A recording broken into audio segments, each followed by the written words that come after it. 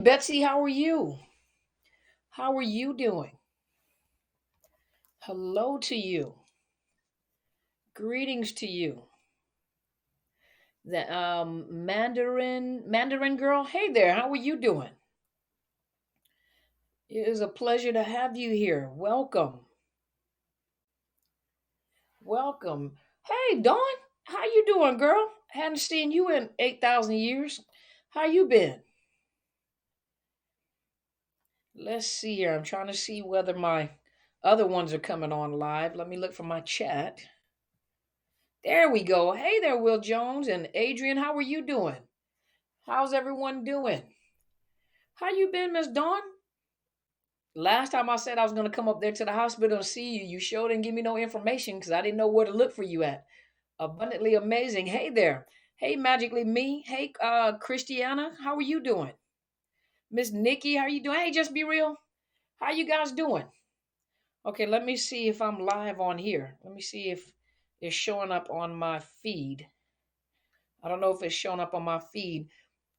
Hey there, Mystique. How are you? You see me? I'm in school full time. Okay, okay, I see you. Okay, girl. Hey, Helen Webster and Tiffany, and how are you guys doing? Am I on Facebook? Just be real, because it doesn't show that I'm on here. It doesn't show that I'm on here. Hey there, I Ayud Ihud. How are you? Hey Danielle, how are you? Hey there, RM Bach, how are you? That's good, good.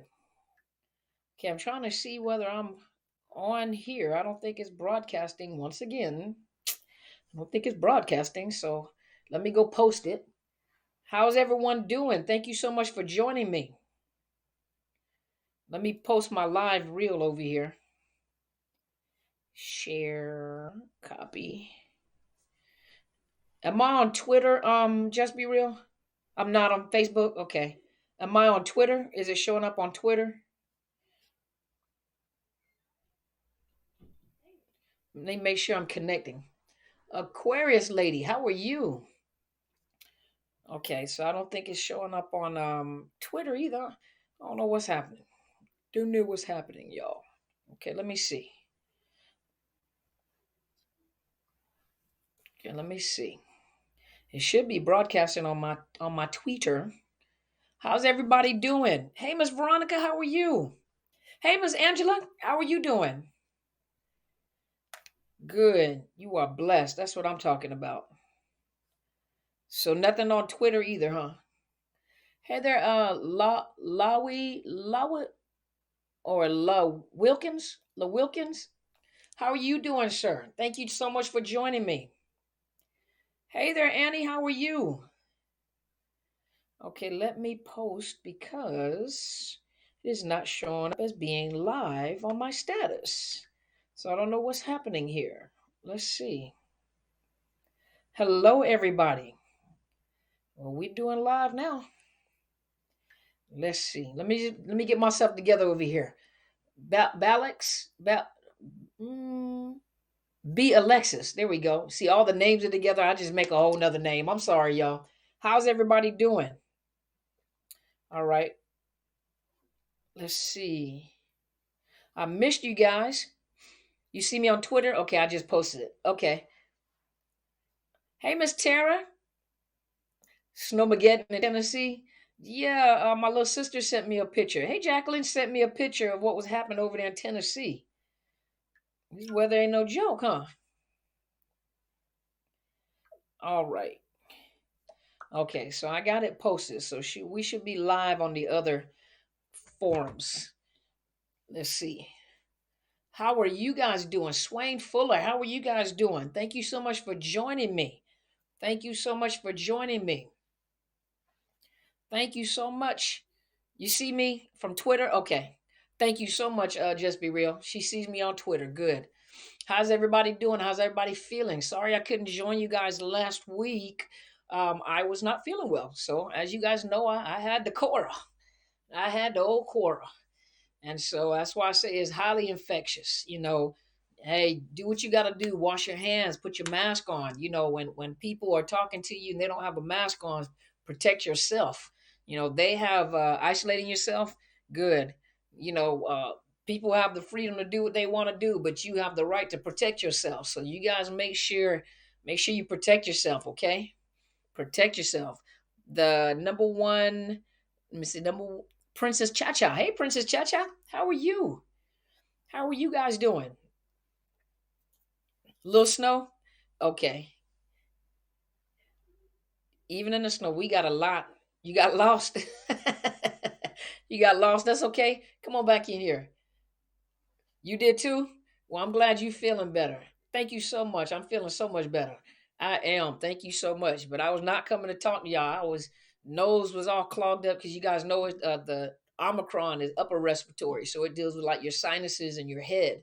So thank God it runs its course, but it's not as deadly as it was like with COVID-19. So those of you, it ran through the system, but I just couldn't come and talk to y'all because I was in the bed. You know, I wasn't terrible, terrible, but thank God, it didn't feel too good for a day or two. You have a fever. I'm coming on Clubhouse now. I am. So you guys take care of yourselves, okay? I do. I feel much better. Thank you so much. And thank you guys for being patient with me. Thank you so much. And those of you guys that got it, hey, there is a recipe for an immune booster. If you guys are into boosting your immune, get you like 5 cups of water. Get you 2 inches of ginger, 2 inches of turmeric, grate it, get you a lemon, clean the lemon, grate the lemon skin, excuse me, maybe get like a fourth a teaspoon of black pepper, a fourth a teaspoon of cayenne pepper, put like maybe like a teaspoon or two of vinegar, apple cider vinegar, and then simmer the pot. Simmer, don't boil it, just simmer it so it get hot, and then get you a drain the strainer and strain it, and then drink it, but put some raw honey, like some local raw honey from your area, some raw honey. And if you got some vitamin C, like camu powder, find some camu powder. It's 10 times more potent than the regular vitamin C.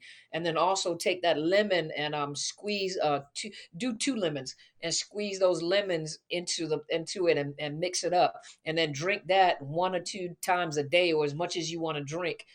It's not the most pleasant thing, but when you sweeten it up with that honey, it builds up your immune system. Make sure you take your vitamins, your zinc, and look up the vitamins that you have to take, zinc, and those that decrease mucus and inflammation in your body. Because your body's inflaming to fight it. So you guys stay safe, okay? You guys stay safe. You had the Delta? No joke, huh? Flush your nose. Yeah, flush your nose out. Wash your hands too.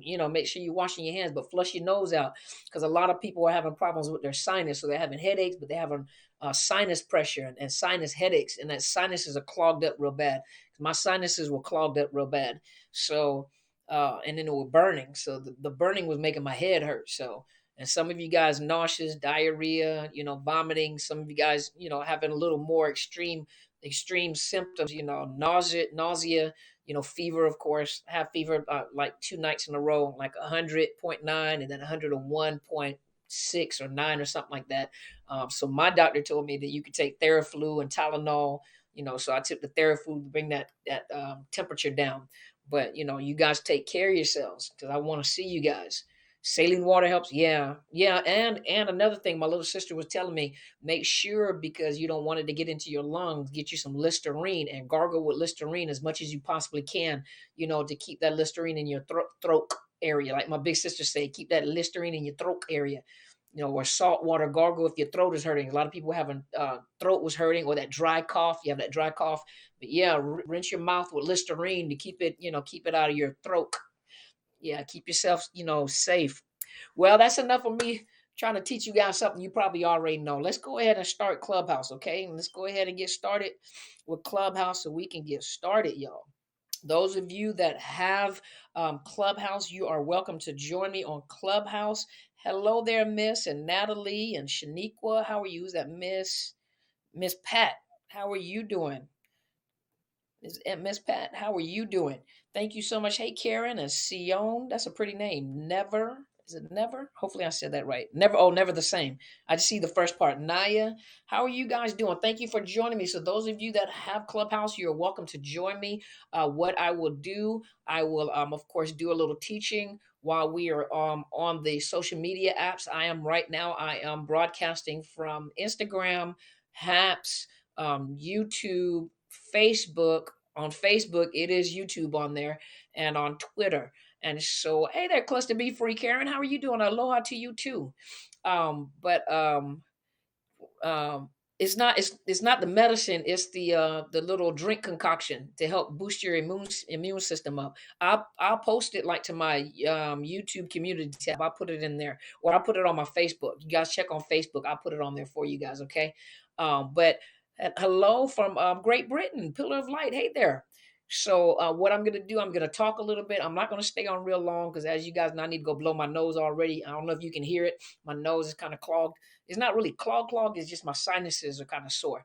But thank you guys so much. Hey there, Chris, Ernestine, and Amana. Hopefully I said that right. And so I'm just going to talk to you guys for a little bit. Then we'll just open it up for a few questions. And then what I do is I'll switch over to Clubhouse. Clubhouse, if you can be patient with me and do a little teaching. And then I will switch over to Clubhouse where I can talk to my guests over on Clubhouse. And I appreciate you guys. So the topic for tonight is why do they do that? And then in parentheses, I put narcissist because we're referring to the narcissist. Okay. So let's go back. Let's rewind and go back in time.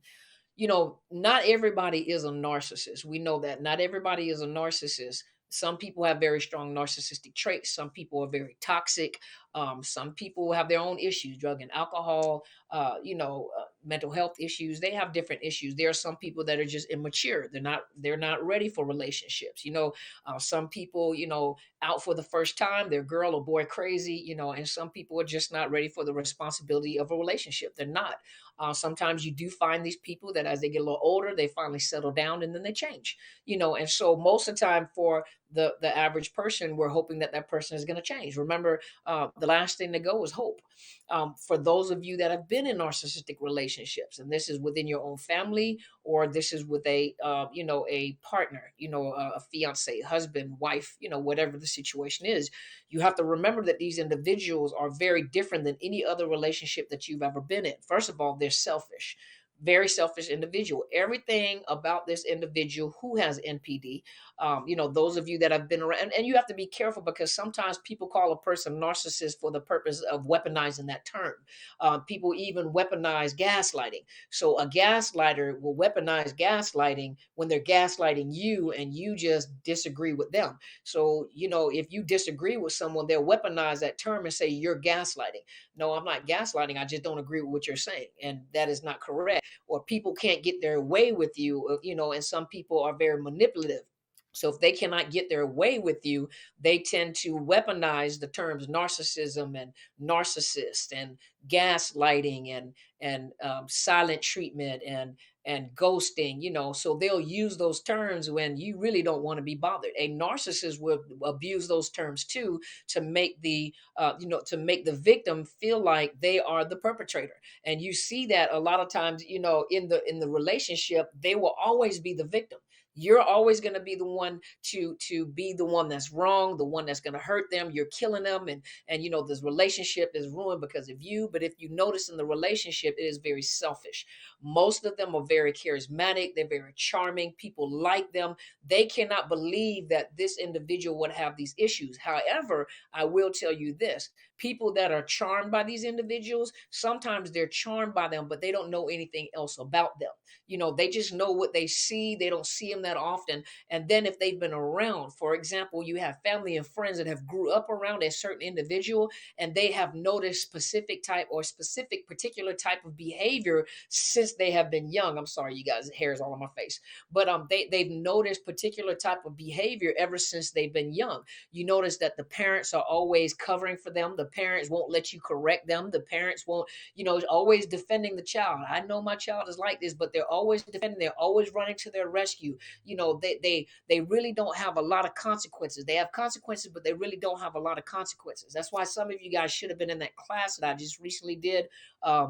Friday, which was parenting styles and type of attachment styles, because I talked about the different type of parenting styles, the different type of parenting. We had authoritative, authoritarian, permissive. We had, the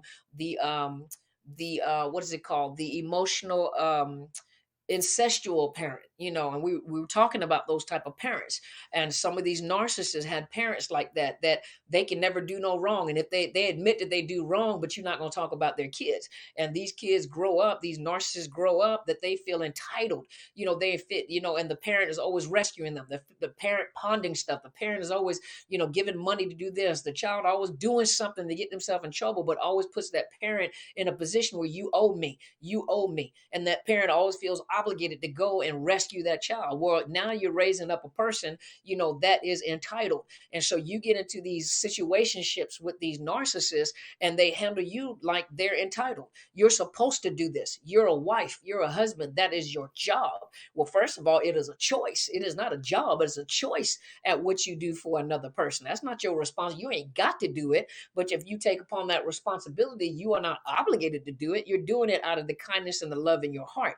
But when they start making you feel like you're excuse me, obligated to do something, and then you start feeling like this is a one-sided relationship.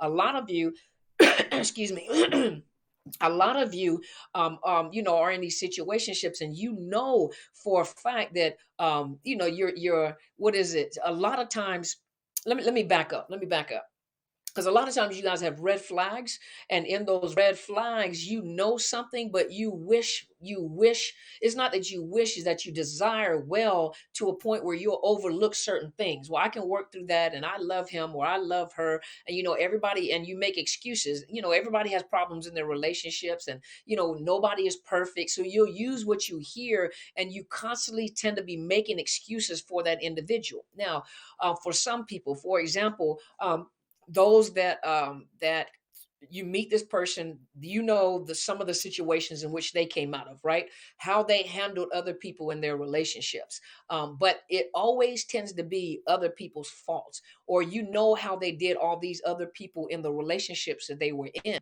But somewhere in your mind, because they told you this, they told you that you're different, that you're special. So you feel different and you feel special because this is a different type of relationship. They really do love me. They didn't love them like they did. Well, who told you that? Well, who told you that? They told you that. They told you it was a different relationship. They told you that you were special. They told you, I've never met someone like you before. I've never dated someone like you before. You make me feel very different than anybody has ever made me feel. You make me feel special. Well, they're putting that bait in your mouth. They're pulling you in, and in your mind, you think that you're more special than the other people that was in the relationship with them. So in your mind, you're thinking that they won't do me the same way that they did them. But baby, just like I tell everybody else, a tiger don't change their stripes. Zebras do not change their stripes. A zebra is a zebra is a zebra till the day that they die. A tiger is a tiger is a tiger. You'll never see a tiger turn into a cat. Well, the big cats, but you'll never see a tiger turn into a dog. You'll never see a zebra turn into a giraffe. A tiger is a tiger. They don't change their stripes. And if this is how they were in other relationships, that right there is an indicator to you of what your relationship is going to be like. The next thing is also that how you get into a relationship with them. Number one, things move very fast. Understand this one thing. Well, there's many of things that I talk about. A narcissist is a soul hunter. They're soul hunters. They're all about the soul. What is the soul? I know a lot of people have different definitions for soul, but let me tell you soul in my definition of soul. Soul houses your emotions. Soul houses your thoughts. Soul houses your will. Your feelings, everything that makes you human, your feelings, your soul, your thought process. A narcissist is a soul hunter. A narcissist hunts your soul. They want to dominate your soul. And if you notice, the longer you're in a relationship or a situationship with a narcissist, the more you lose yourself, because your life now, your every day is always trying to figure out how to be better for them, how to do this better. It's almost like they put up this, they give you these expectations, but you can never meet their expectation because they're an empty pit. They're an empty hole that can never be satisfied. You'll never be pretty enough. You'll never be smart enough. You'll never have enough money. And some of you that are beautiful, some of you are some absolutely gorgeous individuals. Some of you guys are fine. Some of y'all brothers, y'all look good. Some of y'all some fine brothers, some sexy sisters, but it doesn't matter what you look like. A narcissist, even though they may see you, is how it benefits them. How do you benefit them? How do your looks benefit them and make them look good? How do your looks and your sexy self benefit them in front of other people? It has nothing to do with you. When they first meet you, of course, they're totally mesmerized because they hadn't met no one like you yet, except for a few minutes ago. So you're a new toy. And so you look different than anybody else. And so you're gonna make me look good. And I got to show you off and I got to talk about you. And just as how they put you on that pedestal to make you feel like you're the best thing since sliced bread on the moon, but just as quick as they have elevated you and put you on a pedestal, in the meantime, they're still devaluing you at the same time. If you notice, you go out to eat with them and they're telling you how to choose your food. It may not be that, but you notice that it's little things that they do to slowly drift you over into where they want you to be. But most of your time is spent trying to satisfy them. Most of your time is spent trying to make them feel good, or what do I need to do, or why am I not good enough? You were good enough when you started. Now all of a sudden you're not, because you've been devalued. And not only are you devalued, your discard is coming up. And in between the discard, they're gaslighting you. They're making you feel like you're crazy. They're competing with you because they realize, I can't get your attributes. I can't be you. I can't get into your skin, but I can try to control your emotions and how you feel. I'm the one that's responsible for how you feel. I make you smile. I'm going to make you feel good. And when you feel bad, I'm going to be your God. I'm going to rule over your soul. That's how they are. And then a lot of you find out later on, like, they were messing around all along. They were messing around before they met you. They were sleeping around before they met you. They just made all their attention was focused on getting you. So they didn't have time to go pursue anybody else at that time, because all their attention was focused on you for that moment in time to grab a hold of you and to pull you in. But once they got you, they grow bored very easy because they find out that you're human. And so once again, the hunt goes on. And so later on, you may find out that this person was messing around all along. Yes, they were. And if you don't do what they want you to do, they're going to punish you. And the way that they're going to punish you by everything that you and them talked about when you guys were courting, or when they were interrogating you, when you were building rapport and getting to know each other. When you had diarrhea of the mouth, I know that sounds nasty, but when you had diarrhea of the mouth and you told them all your business, you told them what you like, what you don't like, last relationship you were in, and you don't like for chin, and one thing that I'm not going to put up with, I'm not going to put up with this. So you drew a picture for them. You put the script to the movie in front of them, and they picked the role that they were going to play so that they can pull you in. They became everything that was perfect to you to pull you into their illusion. They created this world. They live in a world that's unrealistic. They live in a world of delusion and illusion. They create this facade, and they pull you into this facade, and then your reality is now altered because they live in an altered reality. They do. Later on, when you get away from them, they hate you just as much as they quote unquote loved you when they first got with you. So just how they put you on this pedestal and made you feel like a queen, or made you feel like a king, and made you feel like you were the prettiest girl, the most beautiful man, woman, whatever, whatever you are, they made you feel like you were on top of the world. And they took you out to eat. Remember, at restaurants you can't pronounce, took you to islands that don't exist, literally took you to islands that don't exist, introduced you to people that they don't even know. They made themselves so important and made you feel so important. And all of a sudden, from this hot to cold, and all of a sudden they hate you with the same passion that they loved you, and all of a sudden they're after you and anything they can possibly do to hurt you, because number one, I told you this is what you're going to do. I told you got away, number one. Number two, you didn't do what I told you to do. Number three, you're happy to get away from me. I will do whatever I can to torment you.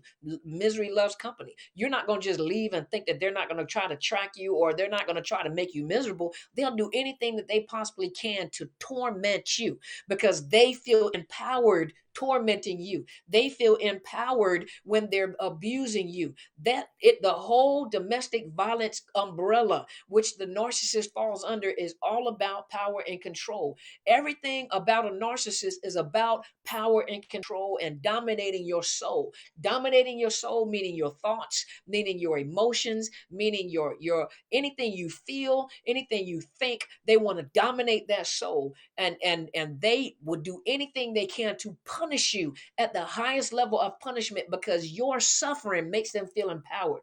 That your suffering, to watch you suffer, cry, and even beg them, makes them feel empowered. It makes them feel good for a momentary what's the word I'm looking for, climax, a body climax to them. Says to watch you suffer, to watch you beg, to watch you crawl to them. And anything that you do, whether you go to the court system, whether you stand your ground, enrages them to a point that they'll go all out to try to punish you or hurt you, hurt your children. It's not even about the kids anymore. It's not even about parenting anymore. It's that they know that you love your children. It's that they know that you have passion for your kids and you'll do anything to save them, to rescue them from them. They'll go after the kids because of you. It's not because of the fact that they're trying to be these great parents. What they're trying to do, if it doesn't benefit them, it doesn't matter. As long as they look good in front of other people when it comes to parents. And one thing you can guarantee, they've already been slandering your name in the very beginning. They talked to, as soon as they got tired of you, they started, you were wonderful, wonderful. And then they started talking about you behind your back. They already started smearing your name because, number one, they know who they are. They know who they are.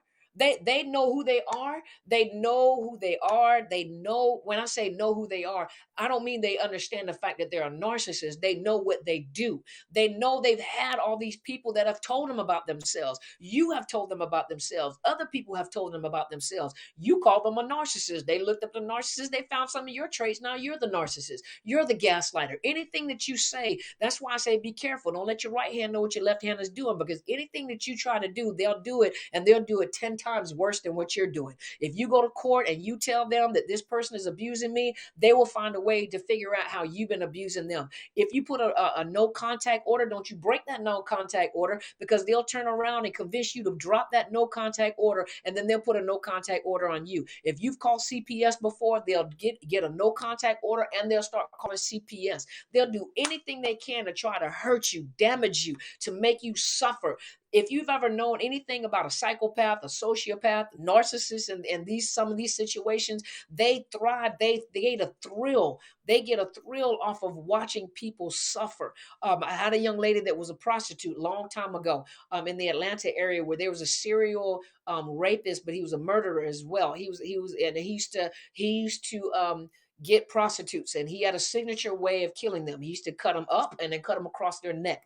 And she said the biggest thing about him is if they fought him or fought to get away or fight him, it just thrilled him. It got him erect. That's what it got him. It got him erect, and it caused him to ejaculate, because he liked to see the struggle. That he liked to see the fight. He said that. I mean, she said that gave him that thrill. She said the reason why he wasn't thrilled with her is because she said, "You ain't got to rape me. I'll give you whatever you want."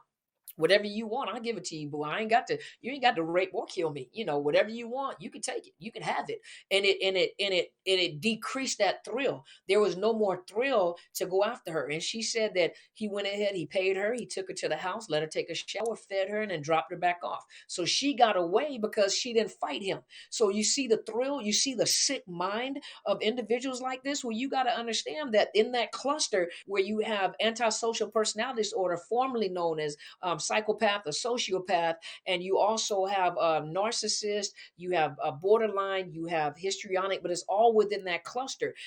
But these individuals like antisocial personality disorder and then narcissistic personality disorder, these individuals are sick in their thinking. Something is wrong with them. That's when you say, I just don't understand why they do that, because they are mentally, we have to say mentally ill, because they have a psychological disorder, which is called a personality disorder. And it does not change. It gets worse with time. The more victims that they get, the more time they have to practice, the more people they're learning from, the bigger and the more covert they are, and the more hidden they are in plain sight, the more dangerous they are when they get around you and some of your children. Yes, that dark triad, Triad. I think it's triad. But yes, these are some dangers. So the question becomes is why do they do that? Because they have narcissistic personality disorder, and your pain is their gain. Your pain is their strength. Your pain is to watch you suffer makes them feel good. And some of you guys, I just can't believe that he's a narcissist. I can't believe that she's a narcissist. What are they doing to you? Are you suffering? Are you gaining weight? Do you feel like you're going crazy? I just don't understand. Why won't they just leave me alone? If they don't want to be with me, why won't they leave me alone? They don't. They want their cake and eat it too. If I leave you alone and you seem to be happy, then I'm gonna have to come back and torment you some more. I'm not gonna just let you walk away. I'm just gonna let you make me pay child support, and I'm not gonna make you suffer. I'm gonna do whatever I can because I know that child or those children are your heart. I know that what you have is something that you cherish. So there goes the answer. Why do they do that? Why do they do that? Why those narcissists do that? So hopefully that has helped you guys. So if you guys have some questions you would like to ask, if you guys give me just a minute, Clubhouse, I'll be right with you. Hey there, Mr. Steve, how are you doing, sir? Hey, Miss Barbette. If you guys would like to ask some questions, let's go ahead and ask some questions now. And then in a few minutes, I'm going to switch over to Clubhouse so that my guests can ask some questions and interact with me if you'd like to. But you guys want to ask some questions? Just be real. If you can give me about 10 minutes, because I need to go get something for my nose. But if you guys like to ask some question, give me about 10 minutes. Just be real. I'd like to be off by 5, which is I think 6, 7 o'clock your time, 6 or 7 o'clock your time. So I want to get off on the hour so that I can lay down for a minute. But yes, Anthony Bompiani. Please follow Anthony Bompiani on Instagram. I would love to talk to him if I can. I'm gonna try to get in contact with him to see if he would, come on and talk to you guys one time because I really would like for you guys to sign up for some of his classes.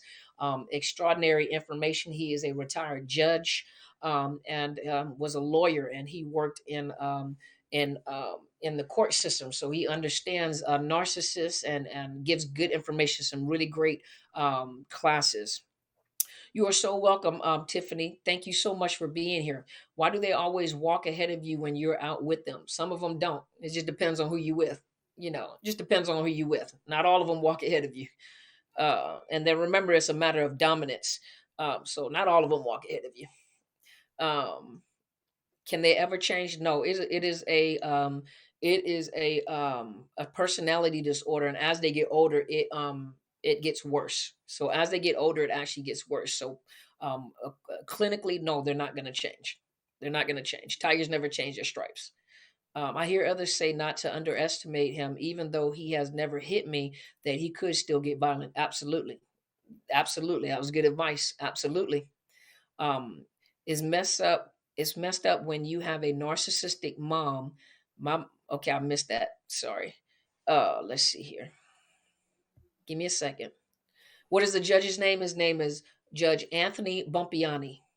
You can find him on Instagram. Look for Anthony Bompiani, or you can Google him on like on your regular computer. Look up Judge Anthony Bompiani, and it should bring up his website as well. But go to Instagram, you'll find him on Instagram, and there's more information from him on Instagram. Let's see. Let's look here. Why do they tend to blame shift when they know they are the problem?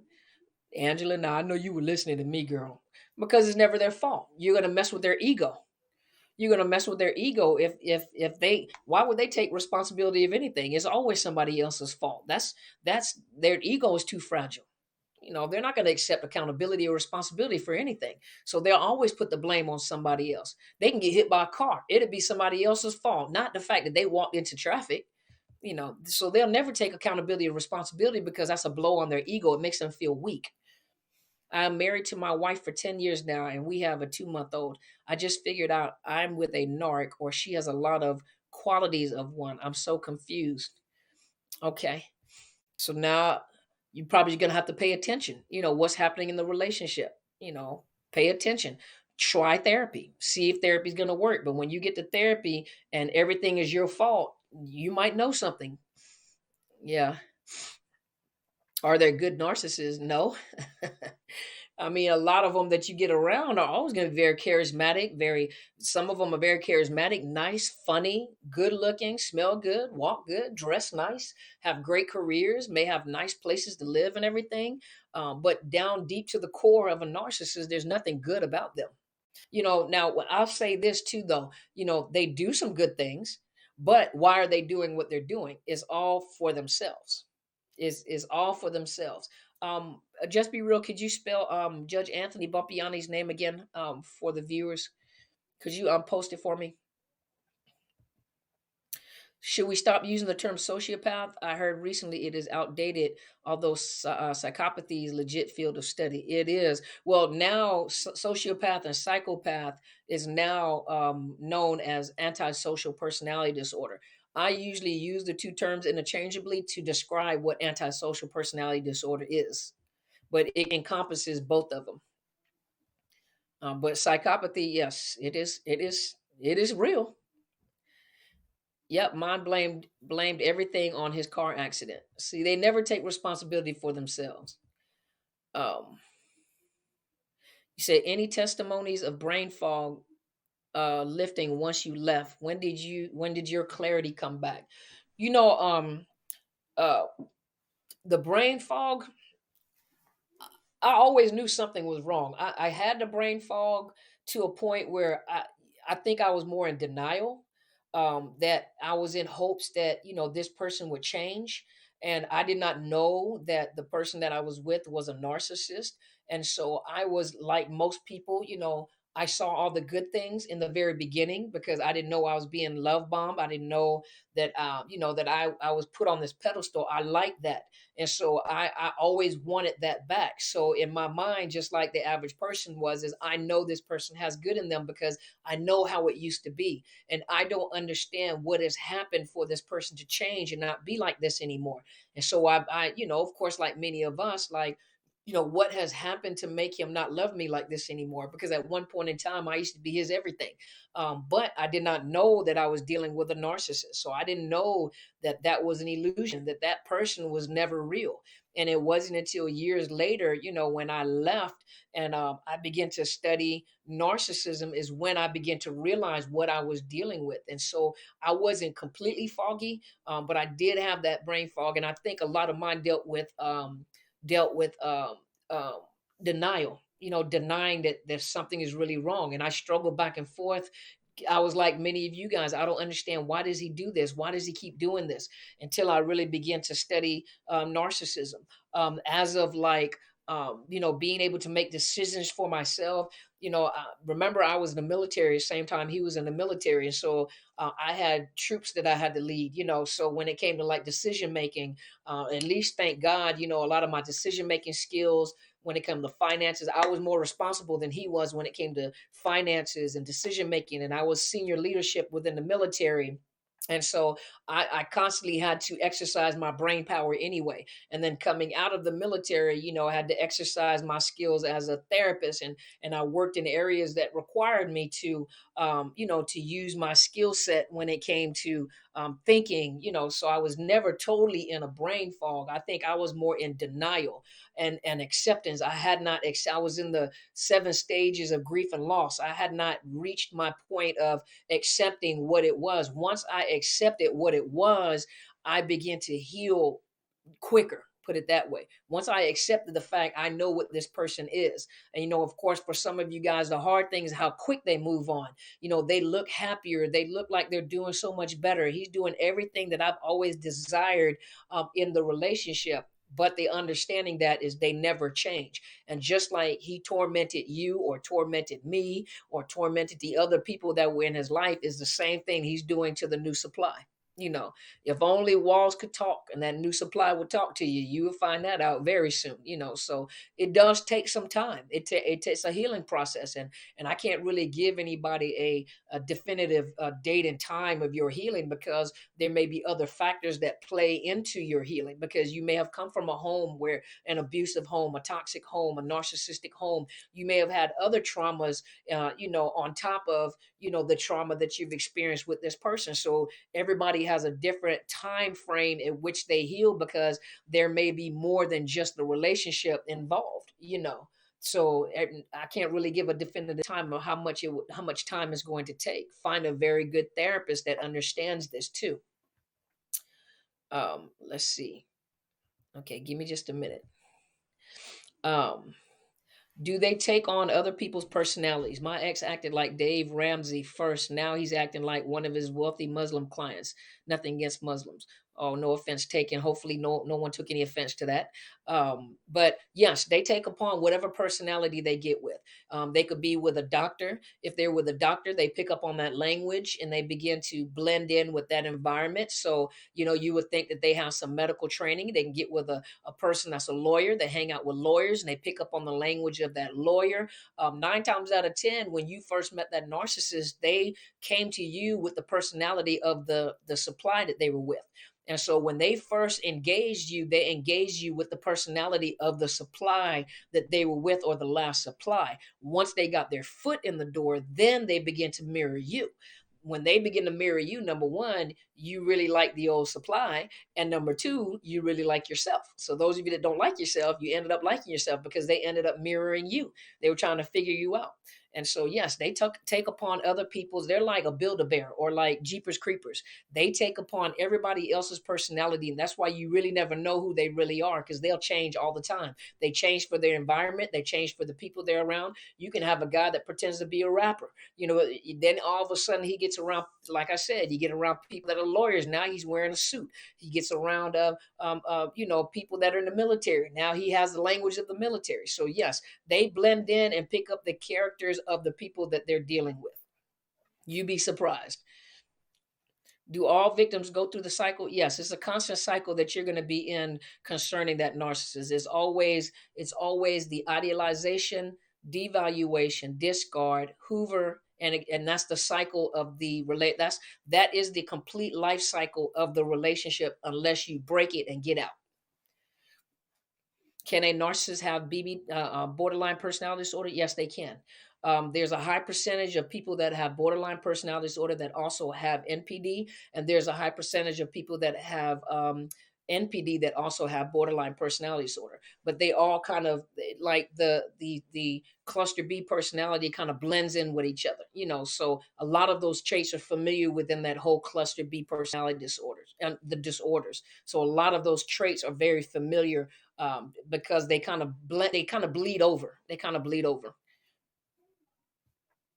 Mine would all. Let me see. Hold on. Make sure I didn't miss any over here. If a soldier pathologically cheated on his wife in the military, should she tell the chain of command?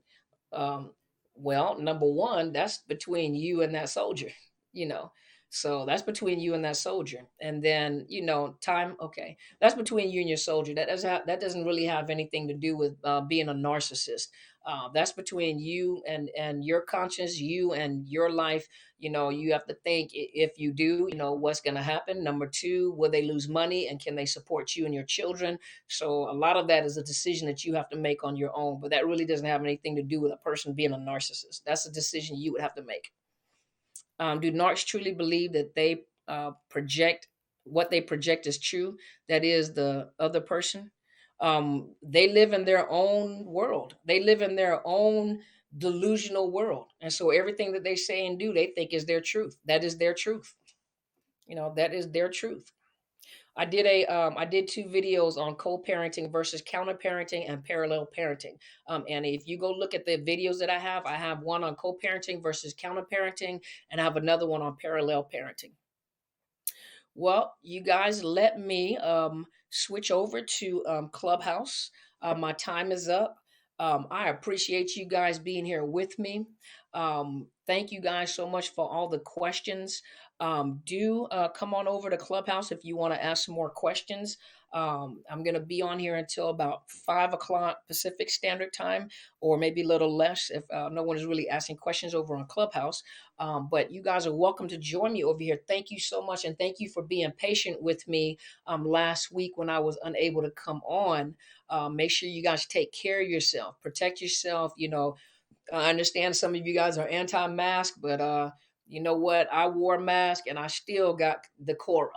I still got the COVID. And so, I make sure that I now wear my my N95 is the N95, and make sure that I do a little extra because I don't even know where it came from because I hadn't changed anything that I've been doing. And so you guys, be careful, mask up, wash your hands, and take care of yourself. And for those of you that wanted that recipe for the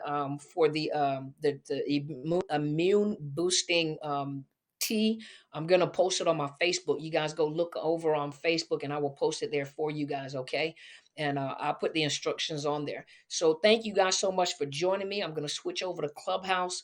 Thank you guys so much on Instagram, Facebook, Twitter, YouTube. Thank you guys so much for joining me. And you guys have a beautiful evening. And come on over here to Clubhouse for a few minutes. I'll be talking for a few minutes over here. You guys have a wonderful, wonderful evening. Okay. Good night and go be great.